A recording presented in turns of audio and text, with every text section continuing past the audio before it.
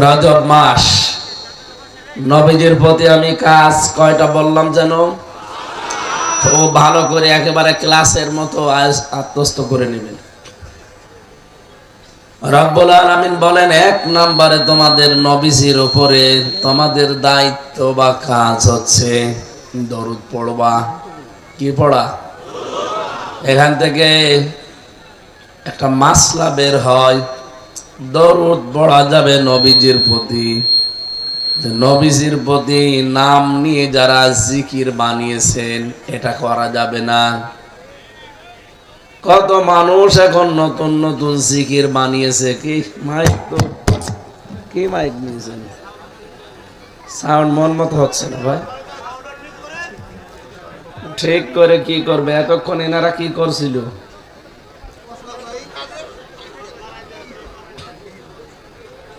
জেলা শহরের মাইক নিবেন, ভালো মাইক নিয়ে আসবেন। কি ছাতা নিয়েছেন? আমার ভাইরা, আওয়াজ যা আছে বাড়িয়ে রিভাব দেন। আর যদি না পারেন সামনে থেকে এরকম অনুষ্ঠানে আপনি মাইক দেবেন না, বুঝলেন? লক্ষ লক্ষ মানুষ আছে এখানে।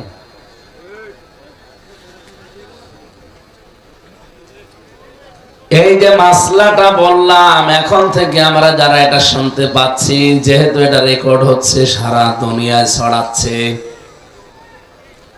পৃথিবীর মুসলিম ভাই আর বোনেরা, আমি নিজে দেখেছি অনেকে ইয়া রাসূলুল্লাহ ইয়া রাসূলুল্লাহ জিকির করছে। রাসূলুল্লাহর নামে কোনো জিকির আছে? বলেন। জিকির হবে শুধুমাত্র কার নামে? আল্লাযীনা আমানু ওয়া তাতমাইন্নু কুলুবুহুম বিযিকরিল্লাহ, আলা বিযিকরিল্লাহি তাতমাইন্নুল কুলুব। সূরা রাদের 28 নম্বর আয়াতে আল্লাহ জানিয়েছেন, যারা ঈমানদার তাদের অন্তরটা প্রশান্তি লাভ করবে আল্লাহর জিকিরে। কেন আল্লাহ বলতে পারতেন না তাদের অন্তর প্রশান্তি হবে রাসূলুল্লাহর জিকিরে? রাসূলুল্লাহর জিকিরে আমাদের অন্তর প্রশান্তি হবে না। আমাদের অন্তর প্রশান্তি লাভ করতে পারে শুধুমাত্র একমাত্র কেবলমাত্র কার জিকিরে? কিন্তু জিকিরটা হওয়া লাগবে সহি শুদ্ধ। এদেশে কত মানুষ তো জিকির করে, বিশেষ করে এই জেলায় বেশি। আলী বাবা, শাহ আলী বাবা, খাজা বাবা, দয়াল বাবা, আর এখানকার কিছু আল্লাহর ওলি আরো বিভিন্ন জায়গায় আছে, তারা আবার কেল্লা বাবা, ফতে বাবা। আমি যেগুলো বলছি প্রতিটি কথার পেছনে আমি দলিল বলছি, আপনি দরকার হয় রেকর্ডটা পরে শুনবেন। সূরা ফুরকান 19 নাম্বার পারার 4 নাম্বার পৃষ্ঠার 12 নাম্বার লাইনের 68 নাম্বার আয়াতের প্রথম অংশে আছে, ওয়াল্লাযীনা লা ইয়াদউনা মা'আল্লাহি ইলাহান আখার।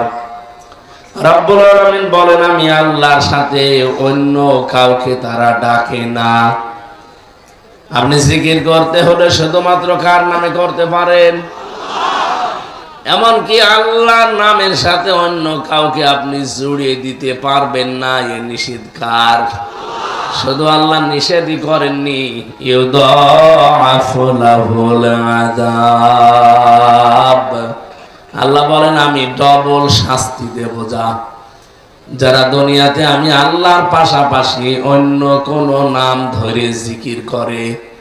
সুতরাং আল্লাহ বাদে যদি কেউ আলী বাবা, খাজা বাবা, দয়াল বাবা, কেল্লা বাবা, ফতে বাবা বলে জিকির করেন, হয়তো মনে করছেন এ আর কি হবে, না, ডবল শাস্তি হবে আপনার।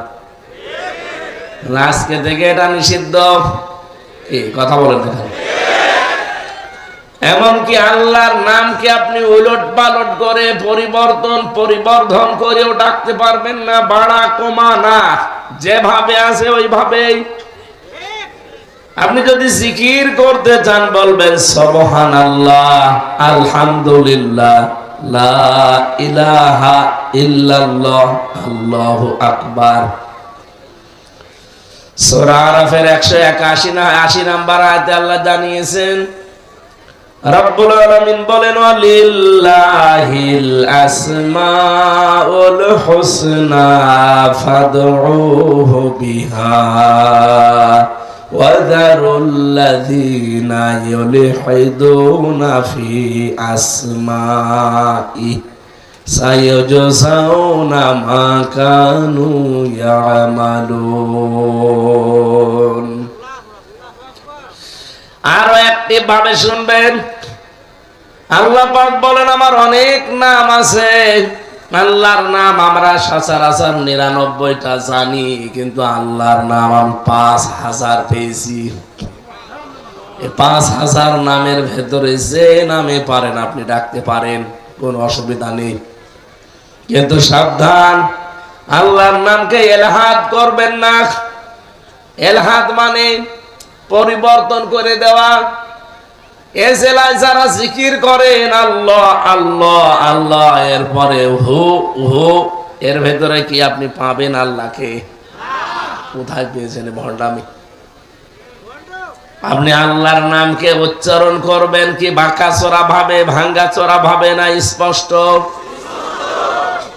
আরাতিলিল কুরআনা তারতিলা। রব্বুল আলামিন বলেন, কেউ যদি কোরআনে কারিম পড়ে সে যেন শুদ্ধ করে তারতিলের সাথে স্পষ্ট ভাবে থেমে থেমে পড়ে। যেহেতু আল্লাহ এই শব্দটা কোরআনে নেই, বলেন বলেন, সুতরাং এখন থেকে ডাকতে হলে এটা শুদ্ধ করে উচ্চারণ করবেন। আপনার এই মুখের দিকে আমার আল্লাহ তাকিয়ে আছে, দেখি আমার বান্দা শুদ্ধ করে নামটা বলে কিনা। এটা কোরআন হাদিস না, একটা ঘটনা পড়েছিলাম কিতাবে। আল্লাহর এক বান্দা দেখেছেন, একটা রওশনের সাথে হয়ে গেছে আর একটা দাঁড়িয়ে আছে ওই মহিলার মতো। এখন এখানে আসেন, আপনার কিভাবে মায়ের দিয়ে এখানে আসেন।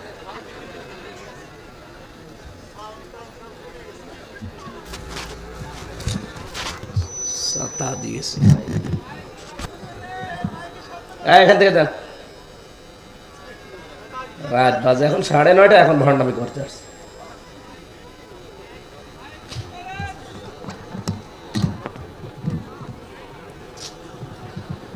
হোসাইন আসে কি করতে গো? হ্যাঁ,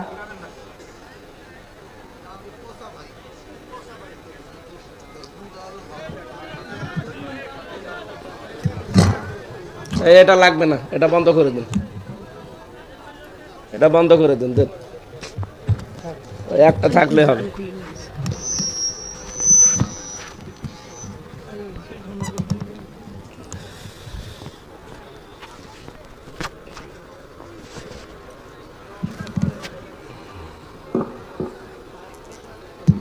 আওয়াজ বাড়িয়ে দেন। আর জীবনে যেন আমার কোনো মাহফিলে মাইক নেবেন না। আমি যদি শুনি যে এরকম কোন মাইক নিয়েছেন, আমি কিন্তু পথে থেকে বাড়ি চলে যাব।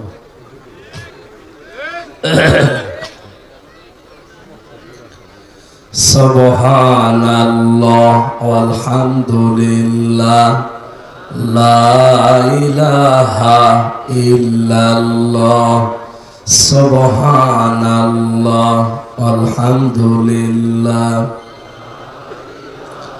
জবান খুলে পড়েন সুবহানাল্লাহ আলহামদুলিল্লাহ লা ইলাহা ইল্লাল্লাহ লা ইলাহা ইল্লাল্লাহ মুহাম্মাদুর রাসূলুল্লাহ। ফরিদপুরবাসী ক্লাস চলছে, ক্লাসের মতো করে কথাগুলো আপনি আয়ত্ত করে নেবেন। আমি যে কথা তুলেছিলাম, আল্লাহর নামকে আপনি এলাহাদও করতে পারবেন না। যা বলছি এগুলো এমনি এমনি বলা দরকার বলি, আপনি শোনা দরকার শোনেন, বিষয়টা এমন না। আল্লাহর নির্দেশ, জিকির করা লাগবে, বলেন তো শুধুমাত্র কার নামে? এবং কি তার নামকে আপনি এলহাদ মানে পরিবর্তন করতেও পারবেন না। সুতরাং এই দেশে হয়তো অনেকে বুঝে হোক না বুঝে হোক ওই ভণ্ড পীরদের প্রতারণায় খপ্পরে পড়ে তারা জিকির নতুন নতুন বানিয়েছেন। আপনি ভুল পথে আছেন। ওদেরকে যদি আপনি জিজ্ঞাসা করেন যে দলিল বলেন, ওদের দরবার নষ্ট হয়ে যাবে, দলিল পাবে না। তাহলে আজকে থেকে জিকির শুনলাম, আযকুর রাব্বাকা ফি নাফসিকা তাদাররুআন ওয়া খিফাতান ওয়া দুনাল জাহরি মিনাল কওলি বিল গুদুবি ওয়াল আসাল ওয়া লা তাকুম মিনাল গাফিলিন। সূরা আরাফের 204 নাম্বার 5 নাম্বার আয়াতে আছে রব্বুল আলামিন বলেন, হে নবী আমাকে স্মরণ করবেন মনে মনে। এদিকে তাকান, মনে মনে স্মরণ করবেন। 2 নম্বরে ভীত সন্তুষ্ট হয়ে, 3 নম্বরে কান্না জড়িত কণ্ঠে, 4 নম্বরে উচ্চ আওয়াজ বাদ দিয়ে। যেহেতু এই শব্দটা নিয়ে সারা বাংলাদেশ সহ ভারতের অনেক প্রদেশে মানুষ অনেকেই বুঝে হোক না বুঝে ব্যবসা করে খাচ্ছে, এই জন্য দলিলটা বললাম। আমার উপরে রাগ না করে এই 4টা নিয়ম দিয়ে আপনি জিকির করবেন। 1 নাম্বার মনে মনে, 2 নাম্বার ভীত সন্তুষ্ট হয়ে, 3 নাম্বারে কান্না জড়িত কণ্ঠে, 4 নাম্বারে উচ্চ আওয়াজ বাদ দিয়ে। যারা জিকিরকে ইবাদত মনে করে করেন, এর বাইরে আপনি যেতে পারবেন? আরো জোরে বলেন। এর বাইরে যারা আছেন তারা ভুল পথে আছেন, আপনার কোনো দলিল নেই। তাহলে রাসূলের উপরও কোনো দরুদ বলছেন নেই, রাসূলের উপরে কোনো জিকির, জিকির শুধুমাত্র বলেন তো কার নামে? এটা মাঝে মাঝে শুধু বাবার নামে জিকির করা হালকা জায়েজ আছে। আমাদের দেশটাতে তো চালু করে দিয়েছিল, সব জায়গায় জিকির হবে খালি বাবার। টয়লেটের উপরে আমি নিচে লেখা দেখেছি বঙ্গবন্ধু টয়লেট। হ্যাঁ, ওখানে বসে বসে জিকির করবে যে বঙ্গবন্ধু বঙ্গবন্ধু। কত নিচে নামিয়েছিলেন আপনি টের পাচ্ছেন? হয়তো উপরে তুলতে গেছেন, গেছে নিচে নেমে। আমি জেলখানায় থাকাকালীন একজন ফাঁসির আসামি পেয়েছিলাম, ওই যে মামুন সাহেল চৌধুরী নায়ক বলে একজন ছিল না, তাকে হত্যা করেছিল ওই লোকটা। 25টা বছর জেলে ছিল। আমরা এদিকে রাত 3:30টায় উঠতাম তাহাজ্জুদ পড়ার জন্য, আরো উঠতো জিকির করার জন্য, কিন্তু জিকির জাত মতো না। এই ইয়া রাসূলুল্লাহ, ইয়া রাসূলুল্লাহ, কি গো? মাওলানা মামুনুল হক আর আমি 2 জন ওনাকে ডাক দিলাম, ভাই কি করেন? জিকির করি। কিসের জিকির? রাসূলের ইশকে। ও ইশকে জিকির করে। এর কোন দলিল আছে? আপনি বলছেন কেন? ওরে বলছে হ্যাঁ আছে। একটা সবুজ পাগড়ি মাথায় দেওয়া লোক, মাইজ ভান্ডার শরীফের মুরিদ, ওই এসেছিল জেলে, আমার রুমে ছিল। উনি আমাকে শিখিয়ে দিয়েছে জেল থেকে যদি তাড়াতাড়ি বের হতে চান ইয়া রাসূলুল্লাহ জিকির করবে। ওই তো শিখাবে। ও যেমন এক ভণ্ড আপনাকে একটা ভণ্ড জিকির শিখিয়ে দিয়েছে। রাসূলুল্লাহর নামে ভাই এই যে আলেম, ইনি শাইখুল হাদিস। আর আমি পুরা কোরআন শরীফ আমার এই বুকের ভেতরে আল্লাহ দিয়েছেন। সাপ বলছি রাসূলের নামে কোনো জিকির আমরা পাইনি। আপনি এখন থেকে যদি জিকির করতে চান আল্লাহর নামে করবেন, আর দরুদ পড়তে চাইলে আপনি রাসূলের নামে পড়বেন।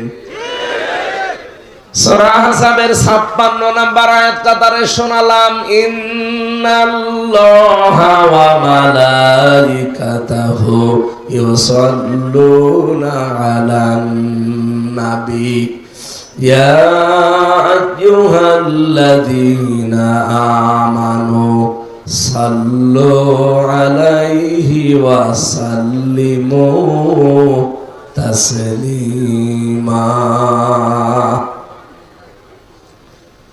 অবশ্যই আমি আল্লাহ নিজে এবং আমি যত ফেরেশতা বানিয়েছি কোন ফেরেশতা বাদ নেই। মালাকুন আল্লাহ দেয়নি, মালাইকা বহু বচন দিয়েছেন। যত ফেরেশতা বানিয়েছি সব ফেরেশতা ইউসাল্লুনা আলান নবী, তারা দরুদ পড়ে আমার নবীর উপরে। ইয়া আইয়ুহাল্লাযীনা আমানু, ওহে যারা ঈমানের দাবি করো, সাল্লু আমার আদেশ, দিস ইজ মাই অর্ডার, এটা আমার অর্ডার আদেশ, তোমরাও দরুদ পড়ো। তুমি একা পড়ো না, সল্লি দিতেন তাহলে সাল্লু বহু বছর। তোমরা যারা সবাই বসে আছো সবাই দরুদ পড়ো আলাইহি, তার উপরে, ওয়া সাল্লিমু তাসলিমা। কিভাবে পড়বা? যথাযথভাবে, সম্মান দিয়ে। এই শব্দটা বলার জন্য আমি এসেছি। যথাযথভাবে আপনি সম্মান দিয়ে কিভাবে পড়বেন? অনেকে আয়াতের ব্যাখ্যা ভুল ব্যাখ্যা করে মানুষকে জানিয়েছে যে যথাযথ সম্মান দিয়ে, তার মানে দাঁড়িয়ে পড়ি করা লাগবে। ইয়া নবী, আপনি রাসূলের পুরা 63 জীবন খোলেন, 63 বছর পুরা জীবন আমি নিজে পড়ে কোন জায়গায় একটা দুইটা না, সিরাতের প্রায় 13টার উপরে আমার গ্রন্থ পড়া আছে। কোন জায়গায় আমি পাইনি যে রাসূলের জন্য ইয়া নবী সালাম, এটা সব মানুষ বানিয়েছে। আপনি যদি সত্যি যথাযথভাবে দরুদ পড়তে চান, যেহেতু সাল্লু আলাইহি ওয়া সাল্লিমু তাসলিমা, সম্মানজনক ভাবে, সম্মান সূচক ভাবে, যথাযথ ভাবে হক আদায় করে দরুদ পড়তে চান, যেই কথাগুলো দরুদে বলেন ওইগুলো আপনার জীবনে আগে সেট করবেন। ফরিদপুরবাসী, আমি আবার বলছি, এটা কিন্তু রেকর্ড হচ্ছে, এখানে থাকছে না। সারা বাংলাদেশ সহ বিশ্বে বিভিন্ন ভাষায় তার রূপান্তর হয়ে চলে যাচ্ছে। সবাইকে আহ্বান জানাচ্ছি, আপনি দরুদে বলেছিলেন আল্লাহুম্মা, হে আল্লাহ, সাল্লি আলা। সাল্লুন শব্দের 4টা অর্থ হয় এখানে। সাল্লুন মানে রহমত নাজিল করা। হে আল্লাহ, তুমি রহমত নাজিল করো আলা মুহাম্মদ, মুহাম্মদের উপরে। সহসায় যেন আল্লাহ আমাদের প্রশ্ন ছুড়ে দিচ্ছেন, হে ফরিদপুরবাসী, আমার মুহাম্মদের উপরে যে আমি রহমত নাজিল করব, কে এই লোকটা? আমরা কিন্তু কোনো পরিচয় আগে বলি না, সবাই এক বাক্যে জবাব দিয়েছি, সাজ্জিদিনা, তিনি আমাদের নেতা। তিনি আমাদের বলেন বলেন কেন আপনি অন্য কোন শব্দ না নিয়ে সাজ্জিদিনা বলতে গেলেন? কারণ নেতৃত্বের এই শব্দটা, এটা শুধু দুনিয়ার সাথে সম্পৃক্ত না, এটা আখিরাতের সাথেও সম্পৃক্ত। নেতা হতে হলে নবীজির 5টা গুণ আমার আল্লাহ তাকে দিয়েছিলেন, যে নেতা সারে তারে নেতা মানা যাবে না। পৃথিবীতে কেউ যদি নেতৃত্ব দিতে চায়, মাস্ট বি, তার ভেতরে 5টা গুণ থাকাই লাগবে। 1 নম্বরে সে লোকটা জ্ঞানী হবে এবং সুঠাম দেহের অধিকারী হবে। আপনি এই আয়াতটাকে আমি বানিয়ে বলছি, সূরা বাকারা 2 নম্বর পারা 19 নম্বর পৃষ্ঠা 14 নম্বর লাইনে আছে, দেখবেন 247 নম্বর আয়াতের শেষের দিকে। قال إن الله اصطفاه عليكم وزاده بسطة في العلم والجسم। রব্বুল আলামিন বলেন, এই পৃথিবীতে যে মানুষগুলো জ্ঞান অর্জন করে, আর যে মানুষগুলো শক্তিশালী তাদেরকে আমি আল্লাহ মনোনীত করেছি নেতৃত্বের জন্য। এটা একটা মুসলিম দেশ, 96% মুসলমান আমরা এখানে আছি। আমাদের যারা নেতৃত্বে আছে দেখেন তো শরীরের শক্তি কি অবস্থা। আপনি রওশনের সাথে কথায় ধরেন, কথা বলছেন না কেন? ওরা আমার মনে হয় ঠেলা মারাও লাগবে না, এমনি পড়ে যাবে। হিরো আলমের কথা ধরেন, আর জ্ঞানের যে বহর, এমন এমন নেতা, জাতীয় নেতার উপাধি পেয়ে গেছে। ওর যদি পেটে বোম মারেন, ওর আন শব্দের অর্থ কি বলতে পারবে না। এই জন্য আমরা দেখি অনেক মানুষ আন্দাজে ফতোয়া দেয় যে কোরআনের সাথে রাজনীতির কোন সম্পর্ক নেই। আপনি জানবেন কি করে? আমার এই ছোট্ট মাথার ভেতরে কোরআনে রাজনীতি আছে এরকম আয়াত পেয়েছি 918 জায়গায়। আরো যারা বড় বড় মাথা আছে এরকম, এনাদের তো আরো বেশি পাওয়ার কথা। আমি যদি 918 জায়গায় পাই, তাহলে রাজনীতি করে যারা কোরআন দিয়ে তারা তো আরো বেশি পেয়েছে। আর আপনি কোরআনের রাজনীতিতেই নেই, আন্দাজে ফতোয়া দিয়ে দিলেন। জ্ঞান যদি থাকতো আপনি কথা বলতে পারতেন না। আমি যে আয়াত পড়েছিলাম প্রথমে, ওয়ালা তাকফু মা লাইসা লাকা বিহি ইলম ইন্নাস সামআ ওয়াল বাসারা ওয়াল ফুআদা কুল্লু উলাইকা কানা আনহু মাসউলা। সূরা বানী ইসরাঈলের 36 নম্বর আয়াতে আল্লাহ জানিয়েছেন, সাবধান, যে বিষয়ে জ্ঞান নেই কথা বলবা না। এ ফতোয়া কার? অথচ বাংলাদেশে আমরা দেখি যে বিষয়টা জানি না ওইটা আরো বেশি করে বলে।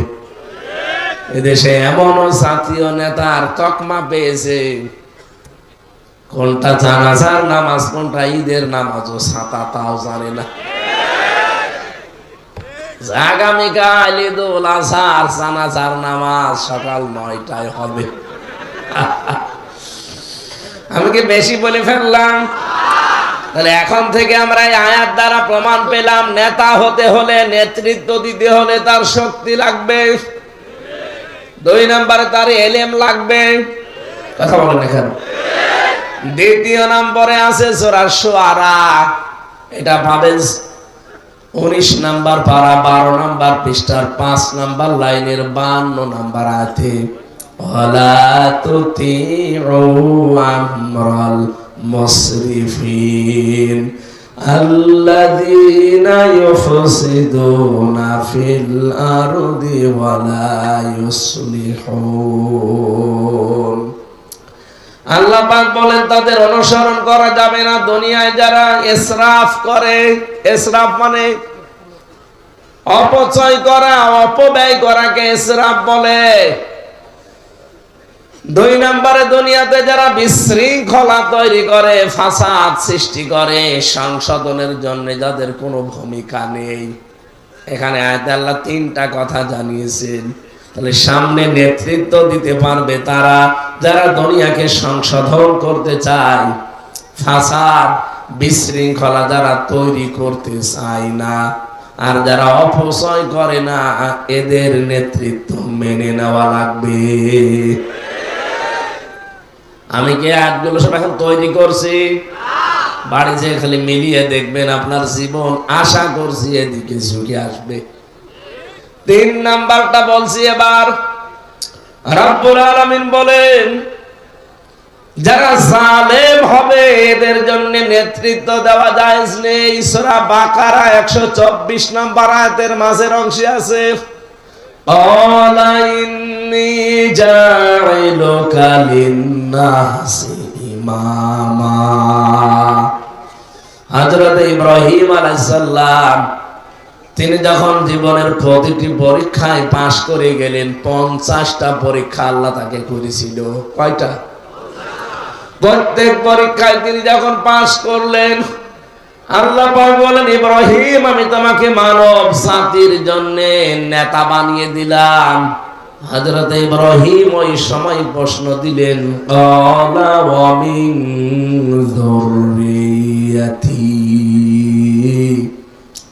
আল্লাহ নেতৃত্ব দেওয়ার এই গুণাবলী, এই দায়িত্ব, এটা কি শুধু আমি পেলাম নাকি আমার বংশধর যারা আসবে, আমার সন্তানাদি তারাও পাবে? আল্লাহ সঙ্গে সঙ্গে জবাব দিয়ে দিয়েছেন, ক্বালা লা ইয়ানালু আহাদিজ জালিমিন।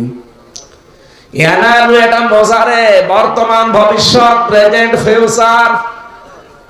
এই এদিকে তাকান। রব্বুল আলামিন বলেন, কোন জালেমের জন্য এখন আমার কোনো ওয়াদা নেই, ভবিষ্যতেও কোন জালেমের সাথে আমার কোনো অঙ্গীকার নেই। এই আয়াত দ্বারা প্রমাণ হয়, ইব্রাহিম নবীর সন্তান যারা দাবি করে, কিয়ামত পর্যন্ত তারা নেতৃত্ব দিতে পারবে, কিন্তু জালেম ছাড়া তাদের নেতা হওয়া জায়েজ নেই। অন্তত 15.5 বছরে যারা ছিল, এরা যে জুলুম করেছে, ওয়াজ করা লাগবে। এটা তো আমি প্রমাণ, আপনারা দেখতে পাচ্ছেন। 3টা বছর আমারে ফাঁসির কন্ডেম সেলের ভেতরে শয়তানরা রেখেছিল। শরীর যে হওয়ার পর থেকে দুর্বল হওয়া আরম্ভ হয়েছে, এখনো আমি স্বাভাবিক না। কত পাওয়ার আলা ঔষধ চলছে, কত ডাক্তার আর দেখাবো। বাংলাদেশ সহ, সিঙ্গাপুর সহ, মালয়েশিয়া সহ কত জায়গা দেখালাম। সবার এক কথা যে আপনার ভেতরে যা দিয়েছে, এখন স্বাভাবিক হতে সময় লাগবে। কিন্তু সেই সময়টা তো আপনারা দিন না। বাড়ি যে হাত ধরে ফিরে থাকে যে যাওয়াই লাগবে, এসে আমি করবো কি? এই জন্যই তো মন মতো কথা বলতে পারছি না। আমার ভাইরা, তাহলে আয়াত থেকে যেটা প্রমাণ পেয়েছি, সামনে যেন কাজে লাগাতে পারি, কোন জালেম নেতা হতে পারবে। আমরা কিন্তু অনেকেই 5 তারিখের পর থেকে অনেক নতুন জালেম দেখতে পাচ্ছি। সাদাবাজি করা এটা জুলুম না? কথা বলেন না কেন? ছিনতাই করা এটা জুলুম না? ডাকাতি করা এটা জুলুম না? কালকে আমি নাটোর থেকে পাবনার এই রাস্তায় ডাকাতের কবলে পড়েছিলাম, কিন্তু আমার মনে হয় 8-10 মিনিটের কারণে আল্লাহ আমারে বাঁচিয়ে দিয়েছে। আমরা এসেই দেখি গাড়ি ব্রেক করা, গাছ ফেলা। ওরা কাজ মাজ করে মনে হয় চলে গেছে, তারপরে আমরা ঢুকেছি। আর একটু আগে আসলে আমারও খবর ছিল।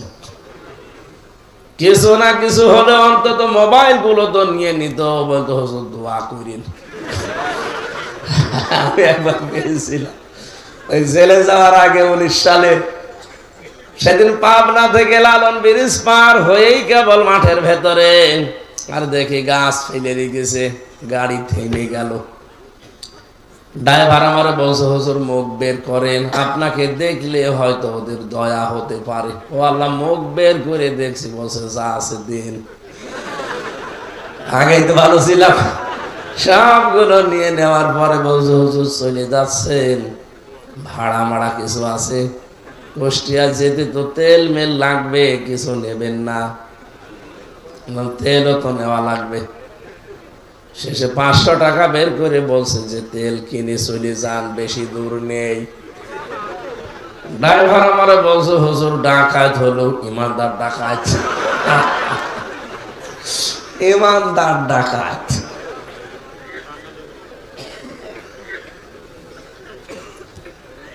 জুলুম বন্ধ করা লাগবে, নাই তো আপনি সামনে নেতৃত্বে আসতে পারবেন না। অন্তত এই দেশের মুসলমান আপনাকে গ্রহণ করবে না।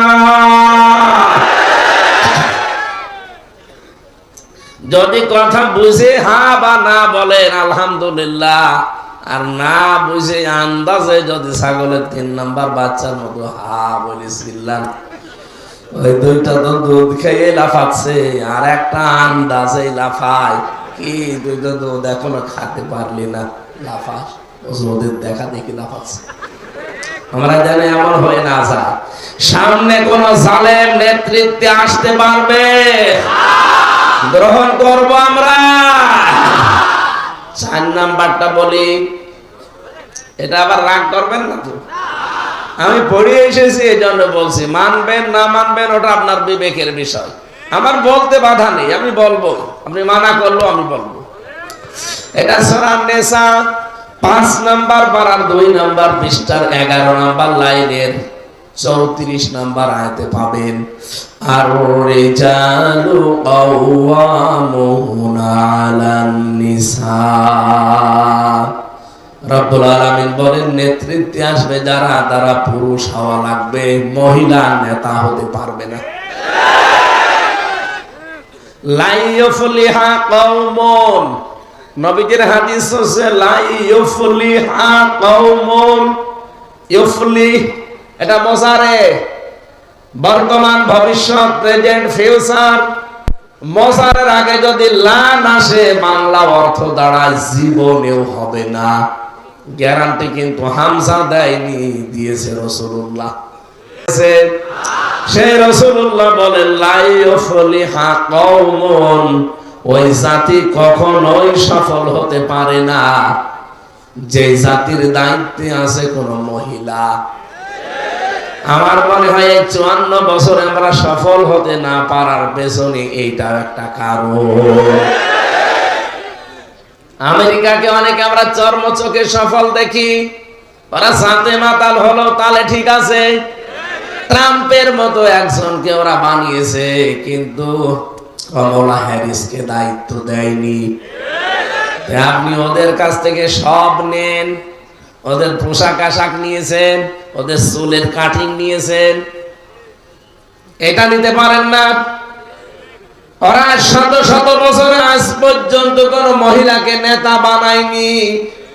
আর আপনি ওখান থেকে সব নেবেন, শুধু এইটা নেবেন না, এইটাও সামনে নেওয়া লাগবে। কোন মহিলা আমাদের নেতা হতে পারবে? আরো জোরে।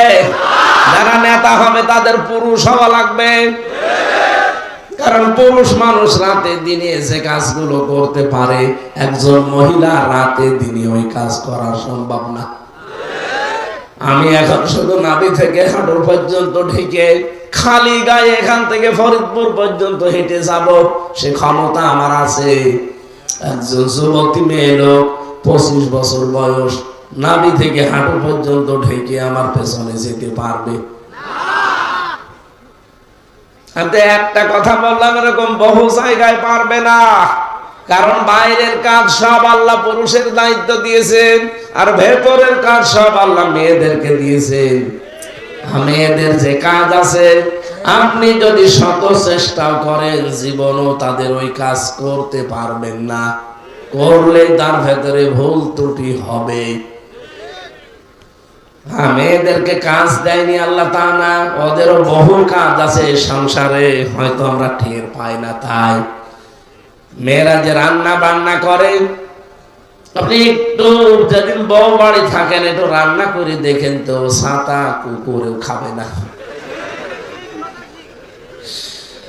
একটা লোক একদিন বউকে ধমকাচ্ছে যে কি কাজ করো তুমি, ছাতা বাড়িতে শুধু ঘুর ঘুর করো, শুধু ঠোকামুখি করো, কোনো কাজ নেই তোমার। মহিলা বলছে, আমার কাজের কোনো গুরুত্ব নেই তোমার কাছে, আগামীকাল থেকে তোমার কাজ আমি করব, আমার কাজ তোমার করা লাগবে। বলছে একটা ব্যাপার হলো। সকালবেলা মহিলা গরু আর ছাগল গুলো নিয়ে গেছে খুলে মাঠে চড়াতে, রান্না করা লাগবে। চাউল কই, খোঁজ খবর নিয়ে দেখে চাউল আছে, কিন্তু এখনো ছাড়া হয়নি। এই চাউল তো রান্না করা যাবে না, ছাড়া লাগবে, এর ভেতরে তো তুষ আছে, খুদ আছে, কি করা যায়? কোলা নিয়ে এসেছে, কোলা নিয়ে এসে ছাড়বে চাউল, হাতের উপরে দিয়ে নিচে যে বাড়ি দেওয়া লাগে, ও ছাতা তো জানে না, খালি এমনি এরকম করে। সারাদিন কেটে যাচ্ছে, দুপুর বেলা একেবারে বউ এসে বলছে, কই খাবার কই? বলছে, তোমার মতো বজ্জাত মহিলার সাথে সংসার করা যায় কেন? চাল ছাড়তে গিয়ে কোলার নিচে যে টক টক করে আওয়াজ হয়, সে কাটি কই? তুমি কাটি খোঁজো? সম্মানিত মা বোনেরা, আপনাদের কাজের গুরুত্ব আছে। পুরুষেরা বাইরে জিহাদ করে যে সওয়াব পাবে, আপনি শুধু সন্তানটা পেটে নিয়ে সেই সওয়াব পাবেন। নবীজি বলেন, একজন মহিলা যখন সন্তান পেটে নেয়, সন্তানের কারণে সে হয়তো রাতের বেলা ঘুমাতে পারে না, খাবার খেতে পারে না, রাতে তাহাজ্জুদ পড়লে যে সওয়াব হতো, দিনের বেলা রোজা রাখলে যে সওয়াব হতো, আল্লাহ ওই সওয়াব তার আমলনামায় লিখে দেয়। আমার বোঝানোর বিষয় ছিল, সামনে কোন মহিলা আমাদের নেতৃত্বে আসতে পারবে শুধু আজকে এখানেই না, সারা বাংলাদেশে এটা আমি ছড়াচ্ছি, নেতা হবে পুরুষ। হ্যাঁ, কথা বলেন না কেন? নেতা শুধু পুরুষ হলে হবে না, পুরুষের পাশাপাশি সৎ এবং যোগ্য হওয়া লাগবে। এই দেশে অনেক মানুষ যোগ্য ছিল কিন্তু সৎ ছিল না। এই জন্যে যে দরবেশ বাবা সালমান কি করেছে, ৩৬,০০০ কোটি টাকা চুরি করেছে। আপনাদের ছেলে ছিল একজন বিয়াই, আঙ্গুল ফুলে কলা গাছ হয়ে গিয়েছিল। কথা বলেন না কেন? কোথায় সে বিয়ায়ের ছোট ভাই তো আমার সাথে ছিল, ডাক দিয়ে বললাম, কি বড় ভাই, এক জায়গায় তো আছি এখন। আপনি আমাকে কতবার এই ফরিদপুর থেকে ফেরত দিয়ে দিয়েছেন যে না, হামজারে আমি ঢুকতে দেব না। আজকে আল্লাহ জায়গা মতো আপনাকেও ঢুকিয়ে দিয়েছে। আমি যখন খাবার খেয়ে না খেয়ে থাকি, আপনারও ওরকম খাওয়া লাগবে। আমার একদিন দেখা হয়েছিল, পাশের বিল্ডিং এ ছিল, তো মাঝে মাঝে যেতাম, বলতাম দেখি বিভিন্ন পরিচিত লোক আছে, এটিএম আজহারুল ইসলাম আছে, আল্লাহর একজন জিন্দা শহীদ। মানুষ তো মরে গেলে শহীদ হয়ে যায়, উনি তো জিন্দা শহীদ। 13টা বছর জালেমরা বিনা কারণে আটক করে রেখেছে। এদেশে জালেমদের যতগুলো মামলা সবই যেহেতু খারিজ হয়ে যাচ্ছে, লুৎফুজ্জামান বাবর যদি ছাড়া পায়, গিয়াসউদ্দিন মামুন যদি ছাড়া পায়, মাওলানা জসিমউদ্দিন রহমান যদি ছাড়া পেয়ে মুক্ত বাতাসে আসতে পারে, আমরা এটিএম আজহারুল ইসলামের মুক্তি কামনা করছি। তারা তার মুক্তি চান, দেখে লিল্লাহি তাকবীর।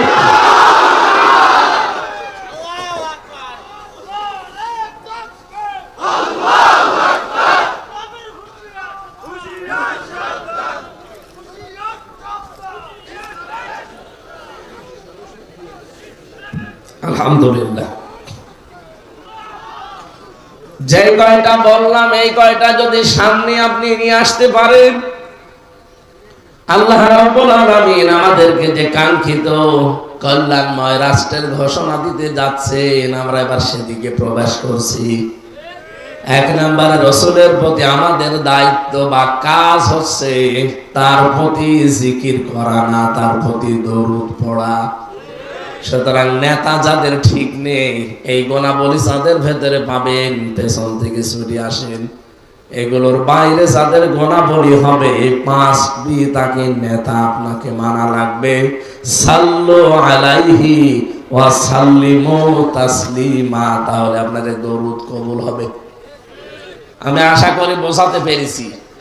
এরপরও যদি কেউ না বোঝা ভান করে থাকে, এদিকে আসেন, কানের নিচে এমন জোরে 2টা দেব, সব টের পেয়ে যাবে। আজকে আমার তেলাওয়াত কিন্তু আয়াত আপনারা দেখেছেন, সূরা বানী ইসরাইল থেকে আমরা পড়েছি। বিশ্বনবী মুহাম্মদ রাসূলুল্লাহকে এই ধলির ধরা থেকে আল্লাহ যখন নিয়ে গেলেন, বিভিন্ন জিনিস তাকে দেখাচ্ছিলেন। তাফসীর থেকে আমি 27টা জিনিসের নাম পেয়েছি। আজকে দিনের বেলা যেখানে ছিল বোয়ালমারী স্টেডিয়াম ময়দানে, আমি পয়েন্ট আকারে কয়েকটা ওখানে বলেছিলাম। তাকে আল্লাহ মিজানের পাল্লা দেখিয়েছেন। কিসের পাল্লা? হাউজে কাউসার দেখিয়েছেন, পুলসিরাত দেখিয়েছেন। আল্লাহ পাক বলেন, ওয়াইমিনকুম ইল্লা ওয়ারিদুহা কানা আলা রাব্বিকা হাতমান মাকদিয়্যা সুম্মা নুনাজ্জিল্লাযীনা তাকাও ওয়া নাযারুজ যালিমিনা ফিহা জিসিয়্যা। সূরা মারইয়াম 16 নম্বর পারা 9 নম্বর পৃষ্ঠা 9 নম্বর লাইনে আছে 72 71 72 নম্বর আয়াত। আল্লাহ পাক বলেন পুলসিরাতে যে দেখতে পাচ্ছেন 30,000 বছরের রাস্তা, উঠবে মানুষ 10,000 বছর, সরাসরি যাবে 10,000 বছর, আবার নামবে 10,000 বছর। যদি এই ব্রিজের মতো হতো পদ্মা সেতু না, চুলের মতো চিকন হবে, হীরার মতো ধার হবে। আল্লাহ বলেন এর উপর দিয়ে মানুষকে পার হওয়ার জন্য আদেশ দেব, গুনাহগার যারা সব কেটে কেটে জাহান্নামে পড়ে যাবে, কারণ এটা জাহান্নামের উপর দিয়ে। কিন্তু মানুষ যদি তাকওয়া অর্জন করে, আমি আল্লাহ পাক তাকে ওই জায়গা থেকে বাঁচিয়ে জান্নাতে পৌঁছিয়ে দেব। জীবনের আসল সফলতা কিন্তু এই জায়গায়। আল্লাহ রাব্বুল আলামিন বলেন কুল্লু নাফসিন যায়িকাতুল মাউত ওয়া ইন্নামা তুওয়াফাউনা উজুরাকুম ইয়াওমাল কিয়ামাহ ফামান যুহজিহা আনিন নার ওয়া উদখিলাল জান্নাতা ফাকাদ ফাজ আমাল হায়াতুদ দুনিয়া ইল্লা মাতাউল গুরুর। এই পৃথিবীতে যে জন্ম নিয়েছে তার মরা লাগবেই। কিয়ামতের দিন আমি মিজানের পাল্লার কাছে পরিমাপ করে গুরুত্বের ভিত্তিতে মাপ দিয়ে তার উজরতটা, পারিশ্রমিকটা পরিপূর্ণ করে দেব। ওই লোকটার জীবন তো সফল হয়ে যাবে, যাকে জাহান্নামের আগুন থেকে আমি আল্লাহ বাঁচিয়ে জান্নাতি বলে ঘোষণা দিয়ে দেব। পৃথিবীর মানুষেরা, দুনিয়ার জীবনটা কিন্তু খেলাধুলা, রং তামাশা আর ধোঁকা ছাড়া আর কিছু না। কে বলছে? এখানে এই পরীক্ষা যেহেতু সামনে আমাদের আছে, এদের প্রথম অর্থ পাবেন এইটা, দ্বিতীয় একটা অর্থ পেয়েছি। রব্বুল আলামিন বলেন আস্তে আস্তে দুনিয়ার জীবনে আমি যাকে জাহান্নামের কাজগুলো ছেড়ে দেওয়ার সুযোগ দান করি, আস্তে আস্তে জান্নাতের কাজগুলো করার তৌফিক দেয়, এই লোকটার জীবন সফল। আগে হয়তো উলঙ্গ নাচ দেখতেন, ভালোই লাগতো, এখন হয়তো আস্তে আস্তে ঘৃণা তৈরি হয়েছে ওর উপরে। ওগুলো মনে আসলে আপনার ঘৃণা লাগে। পায়খানা দেখলে যেমন ঘৃণা করেন, উলঙ্গ নাচ দেখলে, অর্ধ উলঙ্গ নাচ দেখলে আপনার কাছে ঘৃণা লাগে। জিকির করতে আগে ভালো লাগতো না, জিকির করলে এখন মনের ভেতরে আলাদা শান্তি পান। আপনি বুঝবেন আপনাকে আল্লাহ জাহান্নামের কাছ থেকে আস্তে আস্তে জান্নাতের দিকে এগিয়ে দিচ্ছে। এই সুযোগ যদি আপনি কাজে না লাগান, আপনি কিন্তু ব্যর্থ হয়ে যাবেন। আমার হায়াতুদ দুনিয়া ইল্লা মাতাউল গুরুর। পৃথিবীর এই জমিনটা আমাদের জন্য একটা ধোঁকা। আপনার মা বাবা এটা ধোঁকা। আজকে আমার এক দাদা মারা গেছে, চাচাতো দাদা, ভালো মানুষ, ঘুমিয়েছে, ছেলে মেয়ে জামাইয়ের সাথে কথা বলে সকালে দেখেন মরে গেছে। অল্প বয়স, বেশি না, 60-65 বছর বয়স হবে, মরে গেল। কোন দিন লোকটা অন্তত এই দিনের জন্য ভাবে না যে সকালে আমি হার উঠবো না, এটাই আমার শেষ ঘুম। ফরিদপুরবাসী, আমি আমার ইমান থেকে বলছি, মা বাবাও কিন্তু ধোঁকা। স্ত্রী, সন্তান, জমি জায়গা, প্রভাব প্রতিপত্তি, পৃথিবীতে যা আল্লাহ মানুষকে দিয়েছেন সব ধোঁকা। আপনি খালি চোখটা বন্ধ করে দেখেন ধোঁকা কেমন, সব টের পাবেন। এখানে কোরআনে কারিমে আল্লাহ জানিয়েছেন, ইয়া আইয়ুহাল্লাযীনা আমানু লা তুলহিকুম আমওয়ালুকুম ওয়ালা আওলাদুকুম আন যিকরিল্লাহ ওয়া মান ইয়াফআল যালিকা ফাউলাইকা হুমুল খাসিরুন। হে ঈমানদারেরা, তোমাদের সন্তানাদি, তোমাদের সম্পদ আদি এগুলো যেন আল্লাহর জিকির থেকে তোমাদেরকে গাফেল করে অমনোযোগী করে না রাখে। যদি কেউ গাফেল হয়ে যাও, আমি আল্লাহর জিকির থেকে যদি দূরে সরে যাও, তাদেরকে আমি আল্লাহ বললাম তারা ক্ষতিগ্রস্ত। বলেন নাউজুবিল্লাহ। আমি আমার নিজের দিকে তাকিয়ে একটা কথা বলছি, এদিকে তাকান। এই যে ধোঁকা, এই শব্দটা পড়ার পর থেকে আমি চিন্তা করেছিলাম যে মা বাবা এটা ধোঁকা হয় কি করে। এত ভালোবাসা দেয় তারা আমাদেরকে, স্ত্রী এত মহব্বত করে, এত প্রেমময় আলোক করে, সে আবার ধোঁকা হয় কি করে। সন্তানাদি, আমার তো 3টা মেয়ে আল্লাহ দিয়েছেন, এরা ধোঁকা হয় কি করে। আয়াত মনে হয় ঠিক না। পরবর্তীতে দেখি আমার পূর্বপুরুষদের দিকে তাকালাম। আমি আমার বাবা রিয়াজউদ্দিন, তার বাবা জাহান আলী, তার বাবা নমাজ আলী, এরপরে আমি আর চিনি না। এই 3 পুরুষের পরে আমার আর জানা নেই। সত্যি বলছে না, চিনি না। এখন বলেন তো 3 পুরুষের উপরে নমাজ আলীর বাবা চিনি কে? আমি তো জানি না। এই লোকটা খুব বেশি হলো 100 বছর আগে মারা গেছে। কত বলেন বলেন? 100 বছর আগে যেই লোকটা মরে গেল, এই লোকটা যদি এখন কুষ্টিয়ার আমার যেখানে বাড়ি, এই বাড়িতে এসে বলে 2 তলা বাড়ি আমার, এই ভিটা আমি কিনেছিলাম, আমি নমাজ আলীর বাবা, ওর দাঁত মুখ থাকবে? সব ফেলে দেব না? কিসের নমাজ আলীর বাপ আপনি? আমি তো নমাজ আলীকে চিনি না, আর আপনি এসেছেন নমাজ আলীর বাপ। আপনার যদি থাকার জায়গা না থাকে, কুষ্টিয়ার বড় মসজিদ খোলা আছে, রাতের বেলা ওখানে থাকেন, সকাল বেলা কেটে পড়বেন। আল্লাহ যে বলেছিলেন মাতাউল গুরুর, দুনিয়ার জীবন ধোঁকা, আমি একেবারে বাস্তব বলছি। এইটা কথা বলেন না কেন? আমিও যদি সত্যি 100 বছর পরে আবার এই ফরিদপুরে ফিরে আসি, যদি বলি এই বাড়ি আমার, এই ভিটা আমি কিনেছিলাম, ওই সময় যারা এখানে বসবাস করবে তারা আমারে চিনতে পারবে? আর যদি চেনেও উঠতে দেবে? কার জন্য কি করে যাচ্ছেন একটু বিবেককে প্রশ্ন করতে পারেন না? যে 100 বছর মাত্র, এরপরে ফিরে আসলে আমার নিজের কেনা এই জায়গা, এই ভিটা আমারে উঠতেই দেবে না। এর জন্য যদি এখন আমি আমার আখিরাতটা নষ্ট করে ফেলি, আপনার অবৈধ কামাই, অবৈধ ইনকাম ভোগ করার জন্য আপনার স্ত্রী, আপনার ছেলে মেয়ে, আপনার মা বাবা, ওরা কিন্তু 2 পায়ে খাড়া আছে, যা করেন। কিন্তু এর দ্বারা যে গুনাহ হবে, পাপ হবে, একটা পাপও আপনার বউ, আপনার মা বাবাও নিতে রাজি।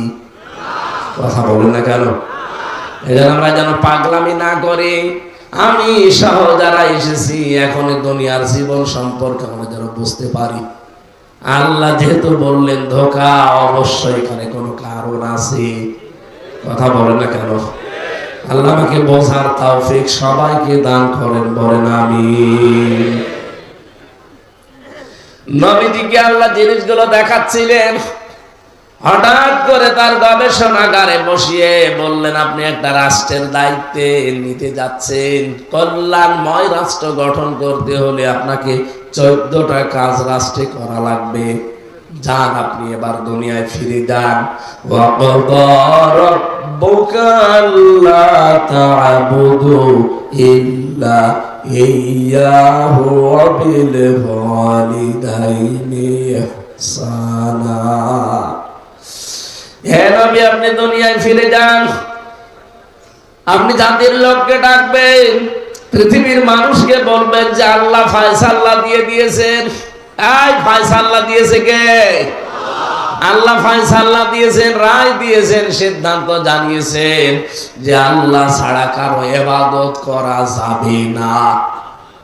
সুতরাং এটা এখন বাংলাদেশে প্রচার বেশি করা দরকার। এই রজব মাসে অন্যান্য ধর্মের যারা আছেন সবাইকে আমরা আহ্বান জানাচ্ছি, قُلْ يَا أَهْلَ الْكِتَابِ تَعَالَوْا إِلَى كَلِمَةٍ سَوَاءٍ بَيْنَنَا وَبَيْنَكُمْ আল্লা না'বুদা ইল্লাল্লাহ ওয়া লা নুশরিকা বিহি শাইআ ওয়া লা ইয়াত্তাখিযা বা'দুনা বা'দান আরবাবাম মিন দুনিল্লাহ।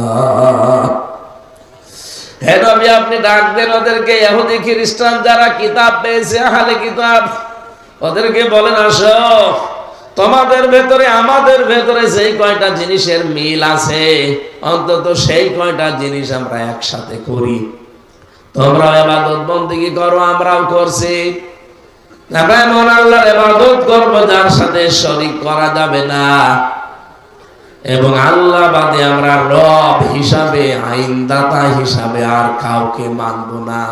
এই কথার উপরে আমরা আসো সব একমত হই।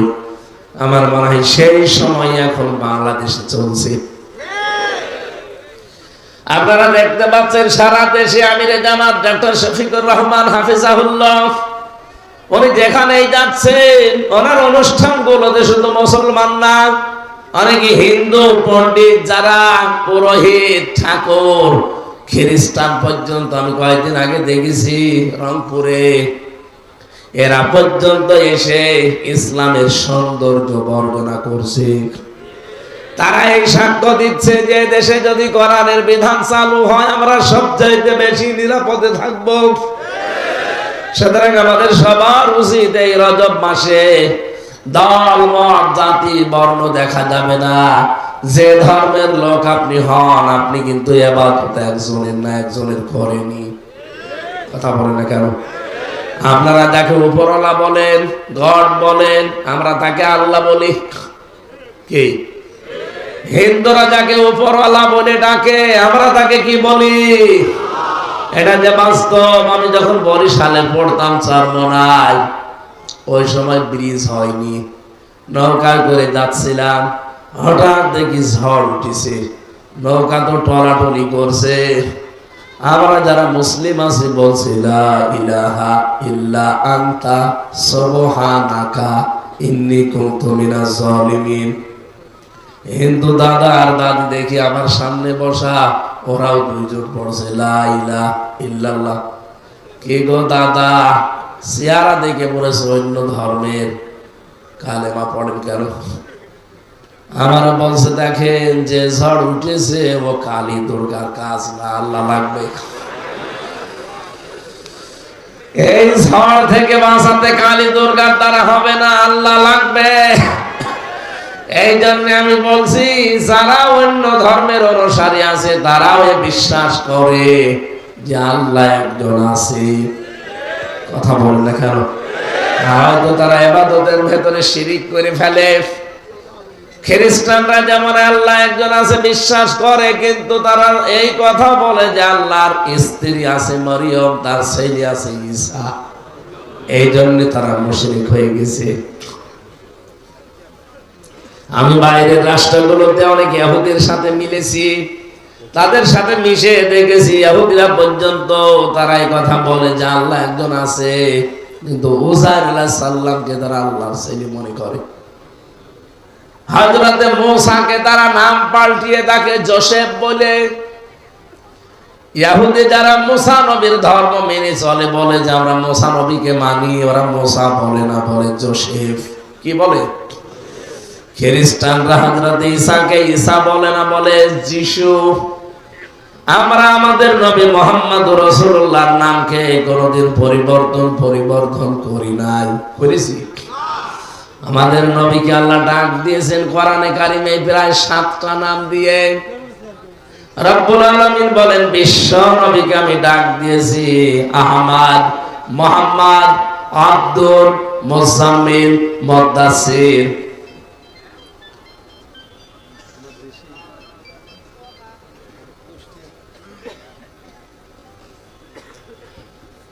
এই যে নামগুলো ধরে আমার নবীকে আমি ডাক দিয়েছি। অন্যান্য ধর্মের দ্বারাও নবীর নামে ডাকে, তাদের নবীর স্মরণ করে। ইহুদিদের সাথে মিশলে ওরা নবীর কথা তোলে, কিন্তু নবীর কথা তুলতে গেলে মূসা নবীর নাম বললে বলে না, তার নাম যোসেফ। কি ইহুদিরা এটা বলে?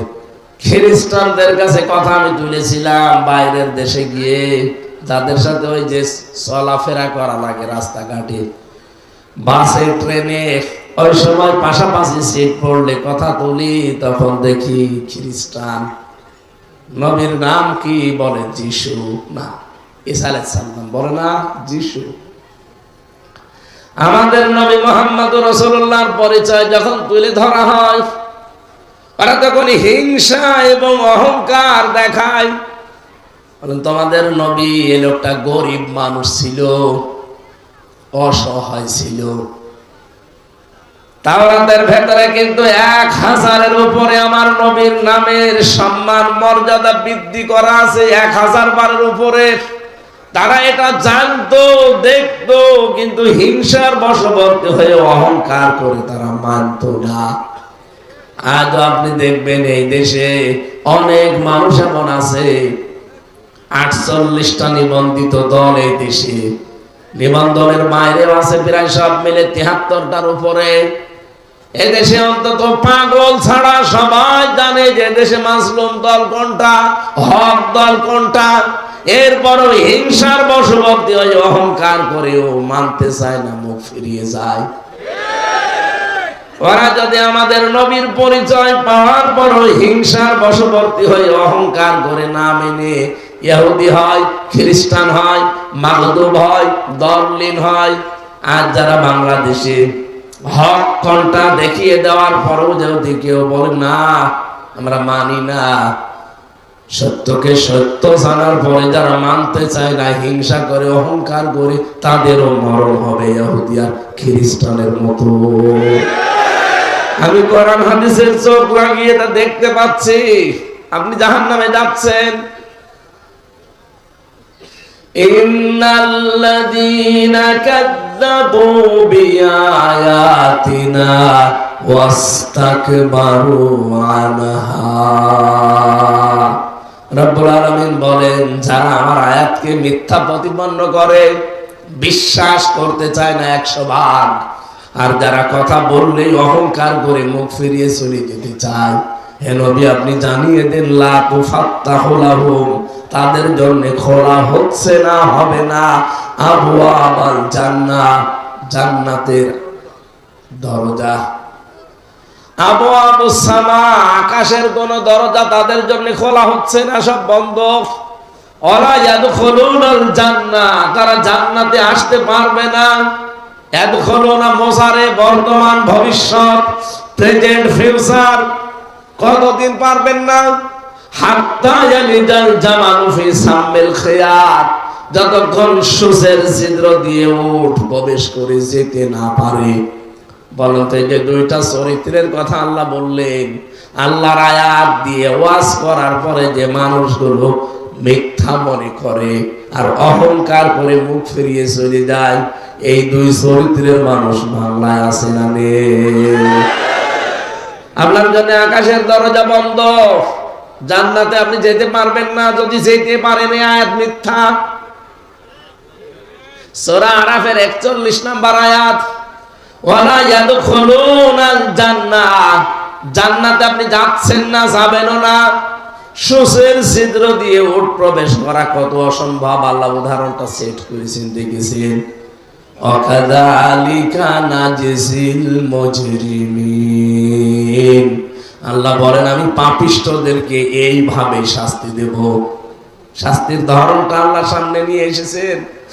লাহুম মিন জাহান্নামা মিহাদু ওয়া মিন ফাওকিহিম গাওয়াশ ওয়া কাযালিকা নাজজিজ জালিমিন। তারা যখন মারা যাবে, দুইটা গুণ বললাম এখানে। আল্লাহর আয়াত দিয়ে ওয়াজ করার পরে যারা মিথ্যা মনে করে, আমি কি আমার বাবার কথা একটাও বলেছি? বলেন, আপনার বিশ্বাস হতে চায় না, এই জন্য তো আমি আয়াত পারা, পৃষ্ঠা, লাইন, রুকু সবই বলে দিচ্ছি। বাড়ি যে মিলিয়ে দেখবেন, যারা আল্লাহর এই কথাগুলো শোনার পরে মিথ্যা মনে করে, 100 ভাগের বিশ্বাস হতে চায় না। আর যারা অহংকার করে মুখ ফিরিয়ে চলে যাচ্ছেন, হিংসা করে আজ অহংকারের বশবর্তী হয়ে, আপনার জন্য কিন্তু আকাশের দরজা সব বন্ধ। আপনার আমল ওঠা বন্ধ হয়ে গেছে। 2 নাম্বার, আপনি জান্নাতে যাচ্ছেন না, যাবেনও না। সুসের ছিদ্র দিয়ে যেহেতু প্রবেশ করতে পারে না, আপনিও পারবেন না। আল্লাহ বলেন ওকে কবরে দেওয়ার পরে ওর কবরের উপরে আমি আল্লাহ জাহান্নামের চাদর দিয়ে ঢেকে দেব আর নিচে আগুন লাগিয়ে দেব। এইভাবে আমি জালিমদেরকে শাস্তি দিয়ে থাকি। এই আয়াতটা পড়ার পরে আমার মনে হচ্ছে এটা বাংলাদেশের জন্য নাযিল হয়েছে। এত ওয়াজ, এত তাফসীর পৃথিবীর কোন দেশে আমি পাইনি। চোখে আঙ্গুল দিয়ে দেখিয়ে দেওয়া হয়, এরপরও কিছু মানুষ হিংসা করে মানতে চায় না। হ্যাঁ, কথা বলেন না কেন? আমান আসলামু মিম্মান যুক্কিরা বিআয়াতি রাব্বিহি সুম্মা আ'রাদা আনহা ইন্না মিনাল মুজরিমিনা মুনতাকিমুন। সূরা সেজদা 21 নম্বর পারা 16 নম্বর পৃষ্ঠার 3 নম্বর লাইনের 22 নম্বর আয়াতে আছে। তাফসীরে ফি জিলালিল কোরআন সৈয়দ কুতুব লিখেছেন, পৃথিবীতে আল্লাহর দৃষ্টিতে বড় জালেম ওইটা যাকে কোরআন দিয়ে ওয়াজ করা হয়, উপদেশ দেওয়া হয়, এরপর সে অহংকার করে মুখ ফিরিয়ে চলে যায়। আল্লাহ বলেন অবশ্যই আমি এরকম পাপিষ্ঠ গুনাহগার মুজরিমদের থেকে কঠিন প্রতিশোধ নেবই নেব। আমরা আবার প্রতিশোধের ভেতরে পড়ে যাচ্ছি না তো? আপনার যদি আমার এই কথা বিশ্বাস না হয় যে না সত্য দল কোনটা, সূরা আহজাবের 22 নম্বর আয়াত আপনি বাড়ি যেয়ে মিলাবেন। এটা 21 নম্বর পারায় 19 নম্বর পৃষ্ঠার 13 নম্বর লাইনে আছে। আলাম্মা রাল মুমিনুনা আল আহজাব ক্বালু হাযা মা ওয়া'দানা আল্লাহু ওয়া রাসূলুহু ওয়া সাদাকাল্লাহু ওয়া রাসূলুহু ওয়া মা যাদাহুম ইল্লা ঈমানা ওয়া তাসলিমা। রব্বুল আলামিন বলেন, হে নবী, আপনি যখন দেখবেন মুমিনদের একটা দল ঝান্ডা হাতে নিয়ে এগিয়ে যাচ্ছে, তাদেরকে প্রতিহত করার জন্য অনেকেই চেষ্টা চালাচ্ছে। আজ বাংলাদেশে ইসলাম কায়েমের জন্য সবাই বলে, কিন্তু জালেম এবং বাতিলদের টার্গেট কিন্তু একটা। এই কথা বলেন না কেন? এই 53-54 বছরে জালেমরা শুধু একটা দলকে কণ্ঠাসা করে রেখেছে। অন্যান্য দলের লোকেরা হালকা পাতলা যদি ইসলামের কিছু করতেও পারে, একটা দলকে জালেমরা টার্গেট নিয়েছিল। আপনি একটা কথা যদি ভুল প্রমাণ করতে পারেন দেখান। এই 53 বছর নাম দিয়ে হোক, বেনাম দিয়ে হোক, বিভিন্ন তকমা দিয়ে হোক, এদেরকে যেন উপরে উঠতে দেওয়া না হয়, সেই কাজ করেছে জালেমরা। এখন আরম্ভ করেছে মুনাফিকেরা। যেই দেখেছেন এই দেশের যারা টুপিওয়ালা মানুষ, ইসলাম পন্থীরা সব এক হয়ে যাচ্ছে, অনেক জালেমের, অনেক মুনাফিকের মাথা খারাপ হয়ে গেছে। কেন আপনি এতদিন কোথায় ছিলেন? অন্তত এখন সব আলেমরা এক হওয়ার জন্য সিদ্ধান্ত নিচ্ছে। জেলখানায় মাওলানা মামুনুল হক আমাকে 3টা বছরে আমার মনে হয় একদিনও বাদ যাবে না এই কথা বলে নাই। প্রতিদিন বলতো, হামজা বাইরে চিন্তা ভাবনা করতাম কি, আরে ভেতরে এসে জালেমরা করছে কি। বাইরে আমরা টুপি নিয়ে মারামারি করতাম, লম্বা টুপি না 5 কলি টুপি। বাইরে আমরা আমিন জোরে বলা নিয়ে মারামারি করি, গন্ডগোল করি, ওর আকীদা ঠিক নেই, ওর আকীদা ঠিক আছে এই নিয়ে। আর এখানে দেখো জালেমরা সব আমাদেরকে এক জায়গায় রেখে দিয়েছে। ভালো করে শোনো হামজা, বাইরে যদি আল্লাহ আমাদেরকে নিয়ে যায়, আমার জীবনের টার্গেটই হবে এটা, যে যা করছে করুক গা, আমি দেখবো কি করি আমরা আলেম সমাজ এক হতে পারি। এই জন্য তিনি কিন্তু বের হওয়ার পরে চেষ্টা চালিয়ে যাচ্ছে। কথা বলে ঠিক কিনা? আজকে মাহমুদুর রহমানের সকালের বক্তব্য দেখেছেন আমার দেশ পত্রিকার। উনি জানাচ্ছে দেশে যদি এখনো এই আলেম সমাজ, বিশেষ করে মুসলিম যারা প্র্যাকটিসিং মুসলিম দাবি করেন, তারা যদি এক হতে না পারেন, আগামীতে কিন্তু দেশটা দাদা বাবুদের কবরে চলে যাওয়ার সম্ভাবনা আছে। এই জন্য আমাদের এখনই সতর্ক হওয়া লাগবে। ছোটখাটো কোনো মাসলা এখন আর নেই, সব বাদ। আগে এই দেশে আমরা চর্মচোখে দেখবো যে কোরআন কায়েম হয়েছে, আর এটা কায়েম হবে বলে আমার বিশ্বাস। কারণ এদেশে আগস্টের 5 তারিখের আগে মাত্র 100 জনের 15 জন মানুষ চাইতো যে কোরআনের বিধান কায়েম হোক। জানুয়ারি মাসের জরিপগুলো দেখবেন, ইন্টারন্যাশনাল যেগুলো, আরে ভাই আমেরিকায় জরিপগুলো দেয়, ভয়েস অফ আমেরিকা, মাইক্রোসফট, এগুলো আমরা তৈরি করিনি, সব খ্রিস্টানরা। ওরা আমাদের তো চাচাতো ভাই হয়, বলেন। ওরা এখন রিপোর্ট দিচ্ছে বাংলাদেশের তৃতীয় একটা ইসলামপন্থী শক্তির উত্থান হতে যাচ্ছে, আর এরাই মনে হয় দেশটা চালাবে। এজন্য আগের থেকে এখন মানুষ 100 জনের 58 জন মানুষ চাচ্ছে দেশে ইসলাম কায়েম হোক। 4.5 মাস, এই 4.5 মাস, 5 মাসে যদি ব্যবধান 15 থেকে 58 হয়ে যায়, আর কয়েক মাস যেতে দেন। আজকে সর্বনার বীর দুপুর বেলা সংবাদ সম্মেলন করে বলছিল, দেখেননি? সাংবাদিক প্রশ্ন করছে নির্বাচন কতদিন পরে চান? উনি বলছে 1 থেকে 1.5 বছর। পেছন থেকে আমি দেখলাম একজন ঝামাটিনি ধরছে, বলছেন না ও কথা বলেন না, বলেন যে এখনই চাই। এখনই চাই মানে আবার আপনি দিনের ভোট রাতে করে ফেলবেন। জালেমরা তো সবই বসা। এই 1628টা চেয়ারে যারা ছিল, আমরা চাই শহীদদের রক্তের দাম দেওয়ার জন্য সবগুলোকে বিদায় করে নতুন মানুষ ওখানে বসা। এই মানুষগুলোই তারা যারা দিনের ভোট রাতে করে দিয়েছে। এই কথা বলেন না কেন? আমার সাথে এক ওসি ছিল জেলখানা, ও নিজে বলতো আমারই, বলছে আমরা দিনের ভোট রাতে করেছি, আমি নিজে তার প্রমাণ। বলছে এত সত্যি কথা আপনি বলছেন মানে? কখন মরে যায় ঠিক আছে। জেলখানায় এসে এখন আল্লাহর ভয় খুব ভেতরে, 5 ওয়াক্ত নামাজ পড়ে, আবার তাহাজ্জুদে কোন কোন সূরা পড়া লাগে, কোন নামাজের পরে কোন আয়াত পড়া লাগে, খালি আমার জিজ্ঞাসা করে। বলছে এই যে নির্বাচন গেল, আমি দিনের ভোট রাতে করে দিয়েছি হুজুর, এতে যা হয় হবে। রাত 12টা থেকে একেবারে ফজর পর্যন্ত ভোট কাটা আরম্ভ করেছিলাম। ফজরের আযান দিলে সব কমপ্লিট করে বাক্সগুলো পাঠিয়ে দিয়েছি। এরপর আমি গোসল করলাম, ওযু করে 2 রাকাত তওবার নামাজ পড়লাম। এরপরে বললাম আস্তাগফিরুল্লাহ, হুজুর আমার এই তওবা হয়েছে। কিসের তওবা? না আপনি কি আল্লাহর কাছে দোষ করেছেন যে আস্তাগফিরুল্লাহ পড়েন? আপনি দোষ করেছেন হামজার কাছে। হ্যাঁ বলেন না কেন? আপনি দোষ করেছেন কার কাছে? হামজার কাছে, আর হামজার বউর কাছে। কারণ একটা এমপি বানাতে হলে 3.5 থেকে 4 লাখ হামজা লাগে, হামজার বউ লাগে। আর আপনি রাত 12টার পর থেকে ফজর পর্যন্ত একাই হামজা হয়ে গেলেন, হামজার বউ হয়ে গেলেন। হ্যাঁ, আপনি যদি মাপ পেতে চান আস্তাগফিরুল্লাহ পড়লে হবে না। যার যার ভোট আপনি কেটে দিয়ে দিয়েছেন, তার কাছে বের হয়ে যদি যেতে পারেন, তার কাছে মাপ চাবেন, তার কাছে স্বীকার করবেন খোলা মনে। আমার কাছে যেভাবে বলছেন, যে বলবেন যে ভাই ভুল হয়ে গেছে, যাই করি ভুল হয়ে গেছে, যার জন্য করেছিলাম সে তো আমারে না রেখেই পালিয়ে চলে গেছে। অন্তত আমাকে বলে যেতে পারতো, তুমি ভোট কেটে রাতেরটা দিনে করে দিলে, দিনেরটা রাতে করলে, তোমারে বলে গেলাম, তাও বলে নাই। অন্তত আপনি যদি বের হতে চান আর মাপ পেতে চান, আস্তাগফিরুল্লাহ হবে না।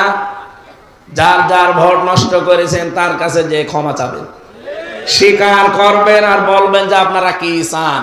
এই মাফ করার জন্য আপনারা যা চান আমি তাই দেব। ওরা যদি বলে হ্যাঁ আমরা 2টা করে লাঠি দেবো, তাই খাবেন, কি অসুবিধা কি? আপনার তো মাপ লাগবে। এই কথা বলেন না কেন? আপনি মাপ না পেলে কিয়ামতেও তো ছাড় পাবেন না। কিন্তু আশ্চর্যের বিষয়, আপনি মাপ চাবেন কি করে? আপনার তো জেল 8 বছর। 8 বছর পরে বের হয়ে দেখবেন অনেক হামজা মরে গেছে, অনেক হামজার বউ মরে গেছে। এই কথা বলেন না কেন? তাদের কাছে আপনি মাপ চাবেন কি করে? বুঝতে পারলাম করবো কি না, কিচ্ছু করার নেই। কিয়ামতে আপনি ধরা খাবেন। কারণ আল্লাহর হক নষ্ট করলে আমি কিছু বলতাম না, আল্লাহর কাছে মাপ চান। আপনি নষ্ট করেছেন বান্দার হক। এই 1628টা চেয়ারে যারা ছিল বলেন তো সবগুলো জালেম না? আর এগুলো জালেমদের দোসর। এখনো পর্যন্ত অনেকে বহাল তবিয়তে বিভিন্ন জায়গায় আছে আর বলেন নির্বাচন দিন। নির্বাচন দিয়ে করবে কি? আবার দিনের ভোট রাতে করে ফেলবে, কারণ এরাই তারা। এই কথা বলেন না কেন? হ্যাঁ, খুব বেশি দেরি হোক না, আমরা চাচ্ছি না। সঙ্গত একটা সময় চায় এবং যুক্তি সম্মানজনক একটা সময় তাদেরকে দিয়ে তাড়াতাড়ি করে, নাই তো উনি ওখানে বসে বসে কিন্তু শুধু চা খাচ্ছে না, বিভিন্ন মানুষকে কাজে লাগাচ্ছে, পারছে না। আজকে এখন শিক্ষকদের পেছনে লেগেছে, এদের পেছনে শুধু শিক্ষকদের যৌক্তিক দাবি আমি যদি হয় মেনে নিতে রাজি আছি। যারা উল্টা পাল্টা কথা বলছেন শিক্ষকদেরকে নিয়ে, না তোমার যদি না পোষায় তুমি অন্য কর্মসংস্থান করো, কেন কেন করা লাগবে? তারা এই দেশে মানুষ গড়ার কারিগর না? অবশ্যই তাদের যৌক্তিক দাবি শোনা লাগবে, সম্ভব হলে মানাও লাগবে। এই কথা বলেন না কেন? এদেশের ইমামদেরকে কলকাতার মতো যদি ইমাম, মুয়াজ্জিন, খাদেম, খতিবদেরকে যদি ভাতা দেওয়া যায়, যে সমস্ত শিক্ষকরা শুধু শিক্ষা দিয়ে যায়, বেতন পায় না, তাদেরও বেতন দেওয়া লাগবে। কি করে দেবেন আমরা জানি না। দেশজনের সম্মানিত এবং যৌক্তিক সময় না দিলে ওই আগে যা যা হয়েছিল তাই তাই আবার ফিরে আসবে। এক লোক বিয়ে করার পরে বাসর রাতে শাশুড়ি এসে বলছে, বৌমা কি করবা জানি না, আমার নাতি চাই। আরে মা, আপনি সময় দেবেন তো। দাদি শাশুড়ি এসে বলছে, কি করবা জানি না, আমার কিন্তু পুতি চাই। ভাতিজা চাই। একজন এসে বলছে ননদার। ননদিনী এসে বলছে, কি করবা জানি না ভাবি, আমাদের কিন্তু ভাতিজা চাই। স্বামী এবার এসে বলছে, ওগো কি করবা জানি না, আমার কিন্তু বেবি চাই। বেবি চাই বলে উনি শুয়ে পড়েছে ঘুমিয়ে। কি গো ঘুমাচ্ছ? কেউ বেবি চাও, কেউ ভাতিজা চাও, কেউ নাতি চাও, কেউ পুতি চাও, ঘুমালে হবে? কথা বলেন। আমারে সময় দেবা, কমপক্ষে 10 মাস 10 দিন আমারে সময় দাও, বাসর ঘরটা শেষ হোক। কিছুই করো না, শুধু নাতি চাই। এদেশে এখনো পর্যন্ত 1628টা চেয়ারে কেউ পাল্টায় না, সবগুলো জালেমদের দখলে। এখনো পর্যন্ত সবগুলোই তাদের চরিত্র ঠিক ওইভাবে কাজ করে যাচ্ছে। আর আমি আন্দাজে নাতি চেয়ে করব কি? নাতি হবে ঠিক, কিন্তু অবৈধ, কারণ ছেলে তো ঘুমিয়ে পড়েছে। কথা বলে না কেন? ছেলেকে অন্তত সাগিয়ে দেন, ও কাজ করুক। এক কথা বলছে না কেন? যে 4টা জিনিস চেয়েছে, কেউ বেবি চেয়েছে, কেউ ভাতিজা, কেউ নাতি, কেউ পুতি, কিয়ামত পর্যন্ত হওয়া সম্ভব যদি বাসর না হয়। আরো জোরে বলেন। শুধু বাসর হলেই হবে?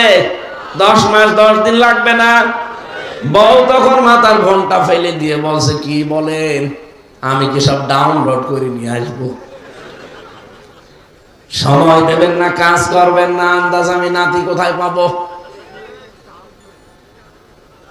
এই জন্য আমরা চাচ্ছি যারা দায়িত্বে আছেন, এই ষড়যন্ত্র যেটা আরম্ভ হয়েছে এটা থামবে না। এটা থামাতে হলে একমাত্র পথ হচ্ছে বৈধ সরকারের হাতে দেশটা তুলে দেওয়া।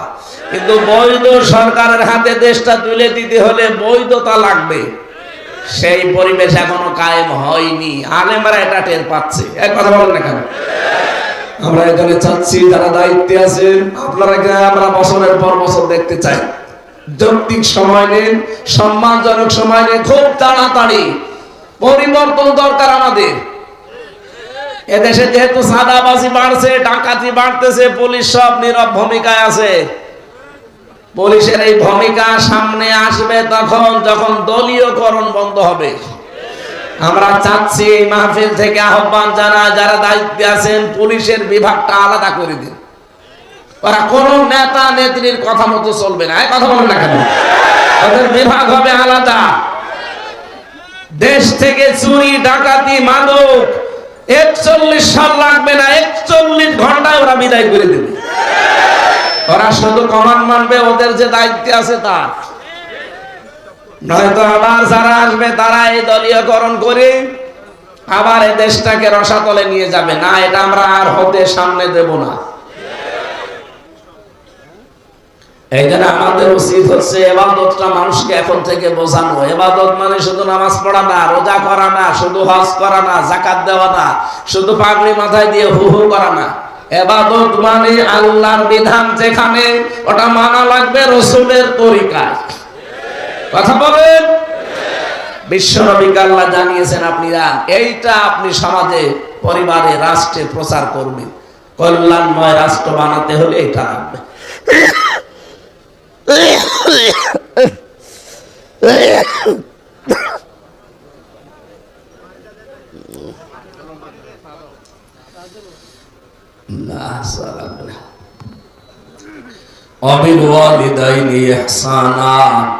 মা বাবা যাদের আছে তাদের যেন খেদমতের ব্যবস্থা করা হয়।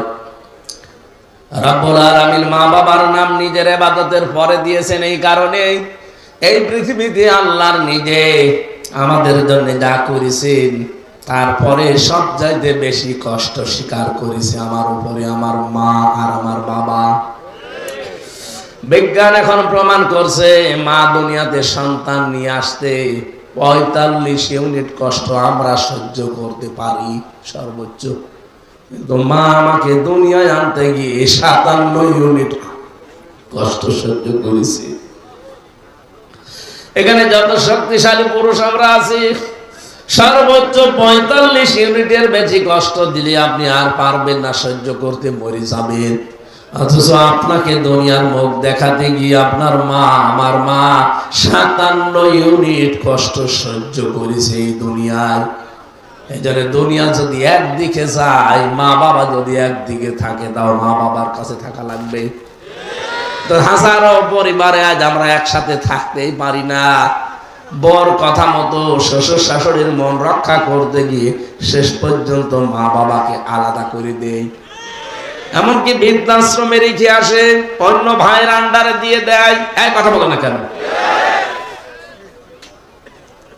কয়েকদিন আগে আমি নীলফামারী গিয়েছিলাম, দিনাজপুর বিভাগ, রংপুর বিভাগের নীলফামারী কিশোরগঞ্জ থানা। আমাকে ওরা বৃদ্ধাশ্রম দেখতে নিয়ে গেল, যে দেখি এই কোলে 25 জন, এই কোলে 25 জন মার বাবা বসে বসে কাঁদতেছে। তাদের চোখের পানির দিকে তাকালি আমি টের পেয়েছি সবাই তাদের সন্তানের জন্য বরদোয়া করছে। 2 জনের সাথে কথা বললাম, একজন বলছে আমার ছেলে ডিসি, আর একজন বলছে আমার ছেলে আমেরিকায় থাকে। অথচ বর মন রক্ষা করতে গিয়ে আমাদেরকে এই বৃদ্ধাশ্রমে রেখে গেছে 3 বছর। সম্মানিত মা বোনরা, আপনারা আমার উপরে রাগ করেন আমি জানি, সঠিক কথাই হচ্ছে এটা শুধু নামাজ পড়া, রোজা রাখা, কালো বোরকা পরা ইবাদত না। নিজের স্বামীর মার বাবাকে আপনার নিজের মা বাবার মতো মনে করা লাগবে। নিজের মা বাবা যদি আপনার বাড়িতে আসে, কোনোদিন চলে যাকে মনে করেন। শ্বশুর শাশুড়িকে আলাদা করে দিতে বলেন স্বামীকে। আপনি মানুষ, আমি স্বামী। যত স্বামী এখানে বসে আছেন, প্রত্যেকটা স্বামীর পক্ষ নিয়ে বলছি, প্রতিটা স্বামী আমরা চাই বিয়ের পরে মা বাবা যেন আমাদের সাথে থাকে। এটা চান কারা কারা? হাত তোলেন তো। হ্যাঁ মেয়েরা, আপনারা ভিডিও যদি দেখতে পান দেখেন কার স্বামী হাত তুলেছে। প্রত্যেক স্বামী আমরা চাই, খেয়ে থাকি না খেয়ে থাকি, মা বাবার সাথে থাকবে। কিন্তু 100টা পরিবারের 98টা পরিবারে আজ মেয়েরা এটা চাই না। কি করবেন দুনিয়া নিয়ে? আপনি তো 100 বছর পরে মাটির নিচে, আমিও 100 বছর পরে মাটির নিচে। সুতরাং মা বাবা যাদের আছে এদের খেদমত করে, সেবা করে, তাদের পেছনে সাধ্য মতো খরচ করে এই সমাজটাকে আবার মানুষের সমাজে পরিণত করার চেষ্টা চালাবো ইনশাআল্লাহ।